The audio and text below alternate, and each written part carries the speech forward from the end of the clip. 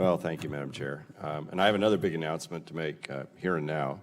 I do believe it is our chairman's birthday today, Mr. Pallone.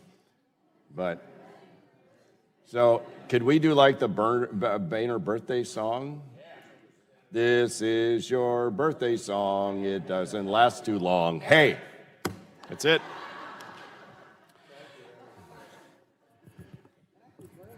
Yeah, and with that age thing happening, this hearing's really important for you going forward, I think. So we want to get these drugs available and safe.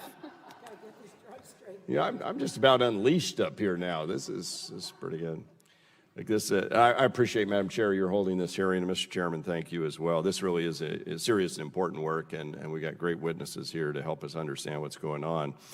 Making sure our government agencies have the tools necessary to ensure safety and quality of the U.S. drug supply is a top priority for this committee. Recent recalls issued for a class of drugs known as angiotensin II receptor blockers, or ARBs, which are generally used to treat high blood pressure, and media attention on the questionable conditions and practices at foreign manufacturing facilities have led to public concern about the country's sourcing of finished drug products and active pharmaceutical ingredients overseas. Historically, medicines intended for use in the United States have been produced in the United States. However, over the last several years, more drug manufacturing has moved offshore. Much of this shift can be attributed to low wages and less regulation in other countries, resulting in lower production costs for drug manufacturers.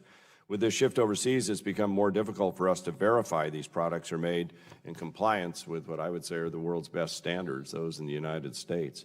And as you know, to our witnesses, this committee's had a long interest in FDA oversight of the manufacturing of finished drug products and active pharmaceutical ingredients intended for the U.S. drug supply.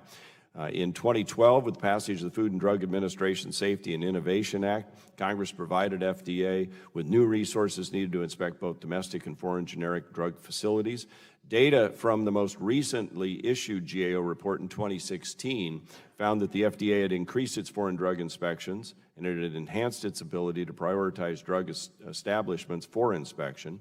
For example, the GAO found that the FDA foreign inspections increased from 333 in 2007 to 842 in 2015.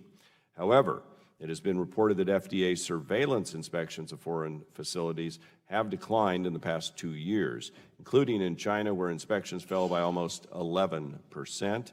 And I know while inspections are not the only means of ensuring the drug supply is properly protected, it is an important piece of the puzzle, and we must ensure the FDA has the appropriate oversight measures in place.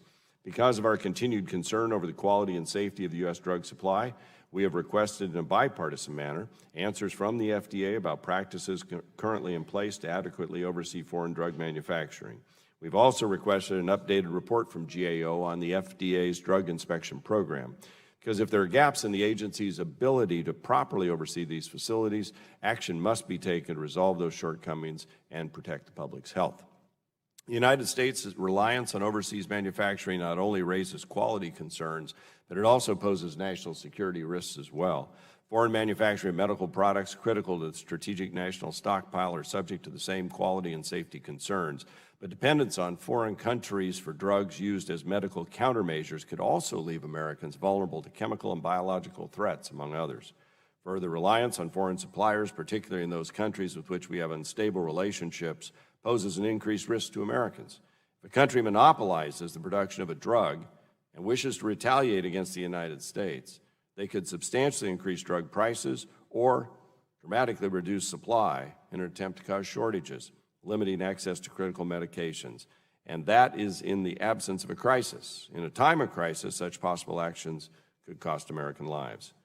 My concerns are amplified by the fact that some of the legislation that's headed to the floor on drug pricing may further complicate this matter and drive innovation manufacturing overseas, leaving the American people at the mercy of foreign manufacturers, particularly China, who have shown a strong interest in creating their own biotech manufacturing base for life-saving and life-sustaining drugs. So I look forward to the expert witnesses we have today. I really appreciate this hearing. I know this is an issue you care deeply about, Madam Chair, and have fought for improvements on for a long time. And so we look forward to your testimony. With that, I yield back.